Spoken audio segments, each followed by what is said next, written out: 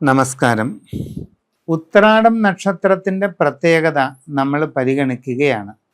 ഗുണദോഷങ്ങൾ, അവസ്ഥകൾ ഇതെല്ലാം എടുക്കുമ്പോൾ ആദിത്യനാണ് നക്ഷത്രനാഥൻ. എല്ലാ ഉത്രാടംകാരും ആദിത്യ ദശയിൽ ജനിക്കുന്നു.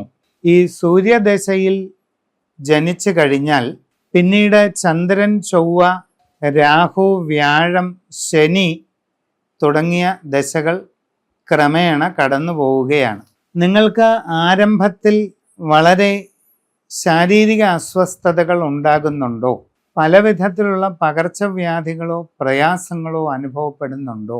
പഠനകാര്യങ്ങളിൽ ഒരു ഉത്സാഹമില്ലാതിരിക്കുന്നുണ്ടോ?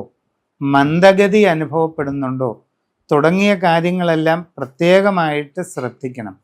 ഈ ലക്ഷണങ്ങളൊക്കെ ഉണ്ടെങ്കിൽ വ്യക്തിപരമായിട്ട് നിങ്ങൾ ജനിച്ച തീയതിയും സമയവും അനുസരിച്ച് ഗ്രഹനില ഉണ്ടാക്കി വേണ്ട പ്രതിവിധികൾ കണ്ടെത്തേണ്ടതാണ്. സാമാന്യമായിട്ട് ചിന്തിക്കുമ്പോൾ ശിവക്ഷേത്രത്തിൽ ജലധാര ചെയ്യുന്നത് വളരെ ഗുണം ചെയ്യും. ആദിത്യ ഹൃദയ സ്തോത്രം പതിവായി ചൊല്ലുന്നതും വളരെ അനുകൂലമായിട്ട് കാണുന്നുണ്ട്.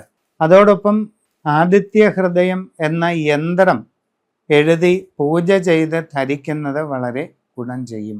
നിങ്ങളുടെ ഇപ്പോഴുള്ള കാലഘട്ടത്തിൽ ഏത് കാര്യത്തിന് ഇറങ്ങിത്തിരിച്ചാലും തടസ്സവും കാര്യപരാജയങ്ങളും മനക്ലേശങ്ങളും ധനനഷ്ടങ്ങളുമൊക്കെ ഉണ്ടാകുന്നുണ്ടെങ്കിൽ വ്യക്തമായും സൂക്ഷ്മമായ രാശി ചിന്തനം ചെയ്ത് ഉചിത പ്രതിവിധികൾ കണ്ടെത്തി അത് നടപ്പിലാക്കുകയാണ് വേണ്ടത്.